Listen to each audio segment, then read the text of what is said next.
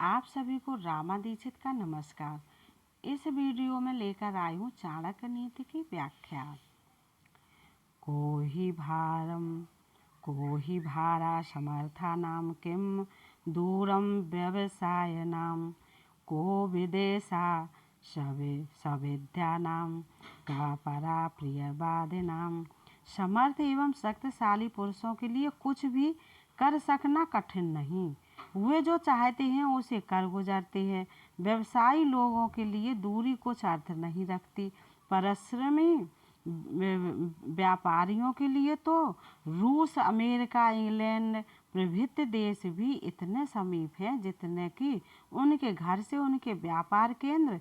यदि व्यवसायी दूर का विचार करने लगे तो कारोबार कहाँ से होगा। इसी प्रकार विद्वानों के लिए भी कोई स्थान विदेश नहीं। वे जहाँ भी जाएंगे अपनी विद्या की शक्ति से वहाँ अपने मित्र एवं भक्त बना लेंगे, आजीविका पैदा कर लेंगे। उन्हें सभी स्थानों पर अपने घर जैसा सुख और वातावरण मिल जाएगा। इसी प्रकार प्रिय और मधुर बोलने वाले का कभी कोई शत्रु नहीं होता। प्रिय भाषी अपनी वाणी के माधुर्य से सभी को अपना मित्र बना लेते हैं। आचार्य चाणक्य के अनुसार सख्त कार्य सिद्धि का व्यवसाय दूर समीप के अंतर को मिटाने का, विद्या देश विदेश को एक रूप देने का तथा प्रिय भाषण शत्रुता मिटाने का अचूक साधन है। व्यक्ति इनके अनुसार उन्नति और लोकप्रियता के मार्ग पर अग्रसर हो सकता है। एकेना अपि सुवृक्षेण पुष्पतेन सुगन्धिना भासितं तद्वनं सर्वं सुपुत्रेण कुलं यथा। जिस प्रकार एक ही अच्छा वृक्ष अपने पुष्पों की सुगंध से सारे वन को सुशोभित और सुगंधित बना देता है, उसी प्रकार एक ही गुड़ी पुत्र अपने उज्जवल गुणों से अपने सारे कुल को लोकप्रिय और प्रसिद्ध बना देता है। कोई भी वंश गुड़ी पुत्र से ही ऊंचा उठता है, इसलिए अनेक गुणहीन पुत्रों की अपेक्षा एक गुणवान पुत्र का होना ही अच्छा है। यह बिल्कुल वैसा ही है कि यदि व्यक्ति में एक भी अच्छी बात या गुण हो तो बहुत सी बुरी बातें अथवा दुर्गुण छिप जाते हैं। इसी प्रकार यदि किसी कुल में एक श्रेष्ठ पुत्र पैदा हो जावे तो उस कुल का बेड़ा पार हो जाता है। आज के परिवार नियोजन के संदर्भ में अनेक बच्चों की बजाय एक ही अच्छे बच्चे का होना अधिक सुखकर है। एकेन सूक्ष्मवृक्षेण दह्यमानेन बहिर्ना दह्यते तद्वनं सर्वं कुपुत्रेण कुलं यथा। जिस प्रकार जलता हुआ एक ही सूखा पेड़ सारे वन को जलाकर राख कर देता है, उसी प्रकार एक ही कुपुत्र से सारा वंश कलंकित हो जाता है। जिस प्रकार एक छोटी सी चिंगारी महान विनाश का कारण बन जाती है, उसी प्रकार एक कुपुत्र, एक बुरी संतान सारे परिवार के दुख का कारण तो बनती ही है, साथ ही उस कुल की मान मर्यादाओं को भी नष्ट कर देती है। इसी प्रकार एक ही दुर्गुण के विद्वान व्यक्ति भी अपना सम्मान खो बैठता है। सद्गृहस्थ को चाहिए कि संतान को मर्यादा में रखे और उनमें सद्गुण उत्पन्न करे। एकेना अपि सुपुत्रेण विद्यायुक्तेन साधुना आह्लादितं कुलं सर्वं यथा चंद्रेण सरोवरी।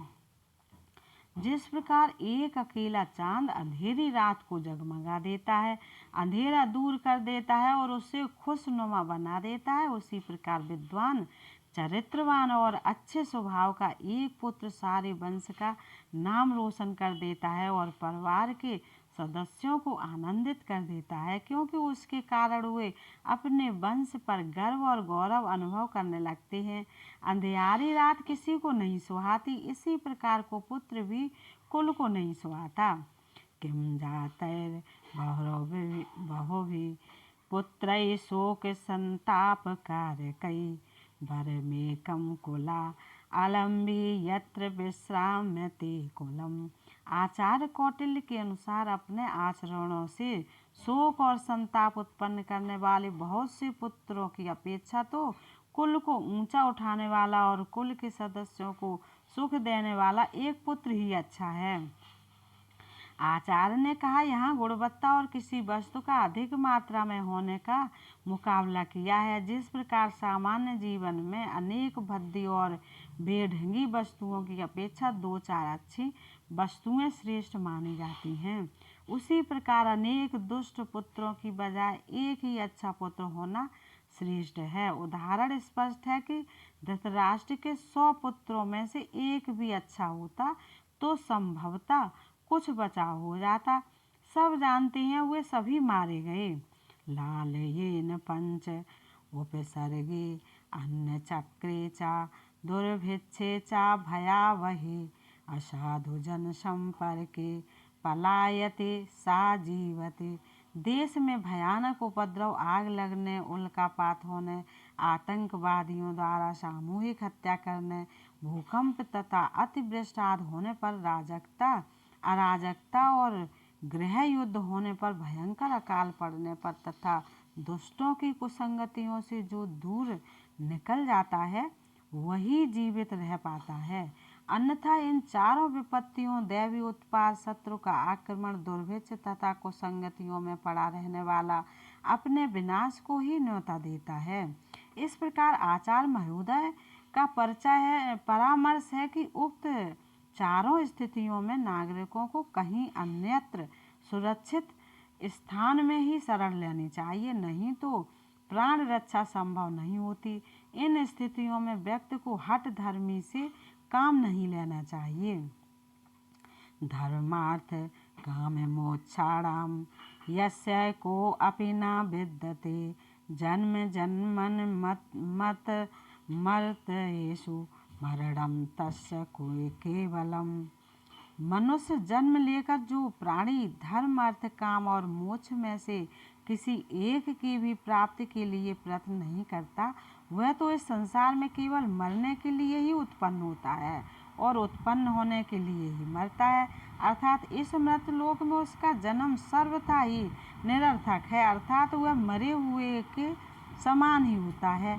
कहने का अभिप्राय यह है कि मनुष्य की सार्थकता धर्म, अर्थ, काम और मोक्ष में से कम किसी एक की प्राप्ति में है।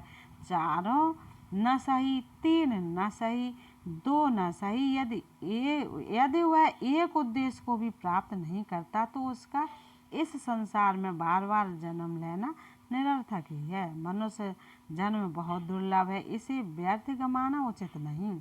व्यक्ति को चाहिए कि वह अच्छे गुणों का संग्रह करे, पुण्य कार्य करे और जीवन को सफल बनाए। मूर्खा यत्र न पूजन्ते धान्यम यत्र सुसंचितम दाम्पत्ये कलहो नास्त्र तत्र श्री स्वमागता। जिस देश में मूर्खों का आदर सम्मान नहीं होता, अर्थात जहाँ मूर्ख व्यक्तियों को प्रधानता नहीं दी जाती, अन्न संचित और सुरक्षित रहता है, तथा जहाँ पति पत्नी में कभी झगड़ा नहीं होता, वहाँ लक्ष्मी बिना बुलाए ही निवास करती हैं, उन्हें किसी प्रकार की कमी नहीं रहती। कहने का तात्पर्य यह है कि यदि देश की समृद्धि और देशवासियों की संतुष्टि अभीष्ट है तो मूर्खों के स्थान पर गुणवान व्यक्तियों को आदर देना चाहिए। बुरे दिनों के लिए अन्न का भंडारण करना चाहिए तथा घर गृहस्थ में वाद विवाद का वातावरण नहीं बनने देना चाहिए। जब विद्वानों का आदर और मूर्खों का तिरस्कार होगा, अन्न की प्रचुरता होगी तथा पति पत्नी में सद्भाव होगा, तो गृहस्थों के घरों अथवा देश में संपत्ति उत्तरोत्तर बढ़ती ही जाएगी, इसमें संदेह नहीं हो सकता। ये वीडियो आपको कैसी लगी बताइएगा। नमस्कार।